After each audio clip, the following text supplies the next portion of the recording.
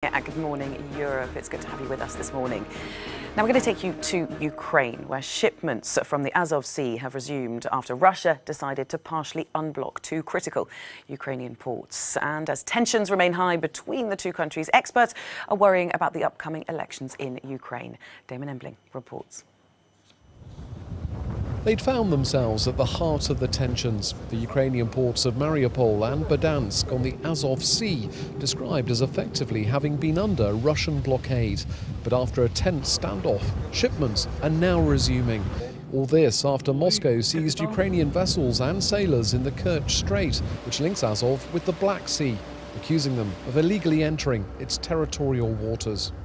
After the let's say situation was escalating there for a week or more, there was a complete stop. But now situation is changed, and we see that ships are going through the channel. And on everyday basis, let's say 4 to 5 ships are handled via port of Berdyansk and more than 10 in port of Mariupol. So we hope to get back to this figure again. But with relations still strained, Ukraine wants to see a lasting solution. We are trying to be efficient and confident on the long run, because the infrastructure business relating to the ports is a long-term business, and we need to give a confidence for the investors, for shippers to use ports. And do you think sending NATO ships, as President Poroshenko would help now? I think that only international community can stabilize the political aspects in the region.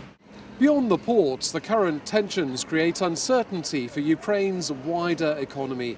Investors will also have their eyes on the upcoming presidential election here, happening in March, wondering what shift in politics and policy that could bring. Sergei Forsa is a bond dealer with a Ukrainian investment company. When we're now talking with foreign investors, they have big concerns with political situation. It's huge political risk because elections coming in a few months. But at the same time, political tensions and like war with Russia, all those tensions, it's not the biggest problem for investment climate in Ukraine, because the biggest problem is rule of law. Meanwhile, martial law continues in some regions of Ukraine. This as Europe and others look to find a political solution to the current crisis with Russia, one which risks pushing the two countries to a wider conflict. Damon Embling, Euronews, Kiev.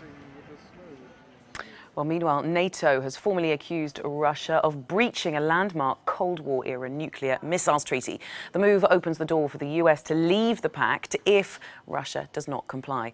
Let's get more on this with Damon Embling, who is live in Kiev for us this morning. Good morning, Damon. I just want to get a sense of how you feel Ukraine and Russia's tensions are going. Are they escalating or are they easing?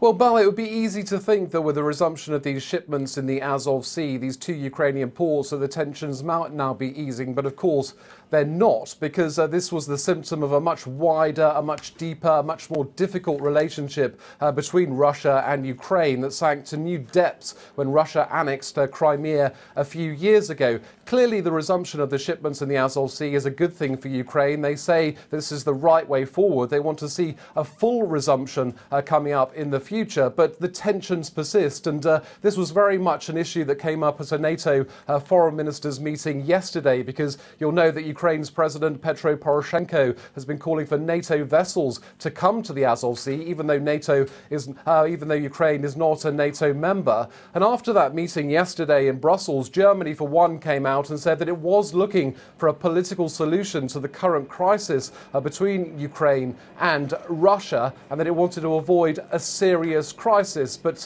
clearly there are problems persisting, Bal, because army reservists are still being called up here in Ukraine. Martial law continues, and Petro Poroshenko still thinks that Russia is about to invade.